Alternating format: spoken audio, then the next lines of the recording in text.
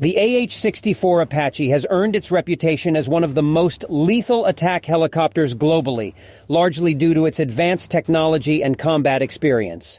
Developed by Hughes Helicopters for the U.S. Army in the late 1970s, the Apache was designed to be a tough, versatile attack helicopter capable of taking out enemy tanks, ground forces, and even aircraft.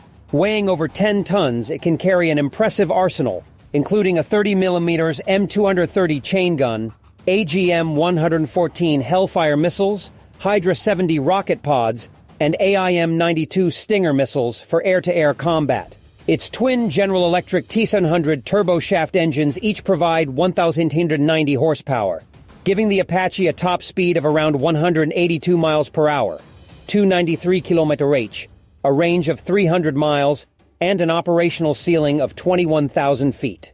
China has long sought to develop a similar heavyweight attack helicopter that could match the AH-64 in terms of firepower, durability, and battlefield performance. Until recently, their attack helicopter fleet consisted mostly of lighter models like the Z-10, which, while effective, does not have the same capabilities as heavier helicopters like the Apache.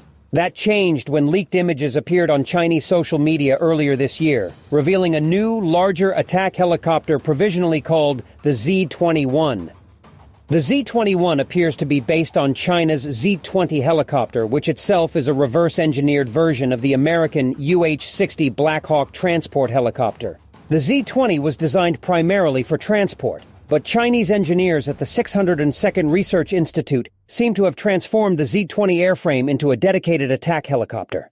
This is similar to how the AH-64 Apache evolved from its predecessors. The Z-21, like the Apache, weighs over 10 tons, making it a significant step up from the Z-10, which is only a medium-weight attack helicopter. While the exact specifications of the Z-21 are still unknown, leaked photos suggest that it is designed to carry a variety of weaponry similar to the Apache's loadout. It features short, stubby wings with hardpoints that can carry missiles, rockets, and fuel tanks. Rumors indicate that the Z-21 may use the WZ-10 turboshaft engine, which is powerful enough to enable the helicopter to carry heavier payloads, including 23mm chin-mounted cannons and anti-tank missiles like the AKD-21, which has a range of 11 miles, 18 kilometers.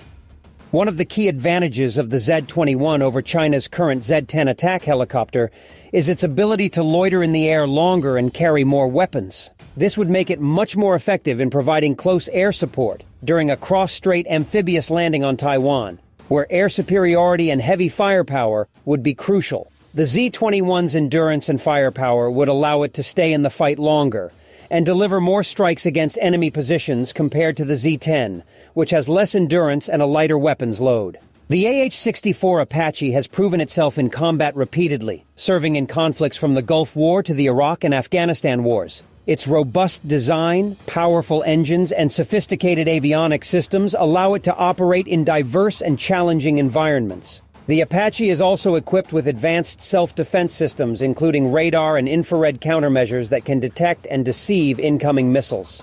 The Z-21, while still unproven in combat, is believed to incorporate similar countermeasures, which would make it more survivable in a contested airspace like Taiwan's.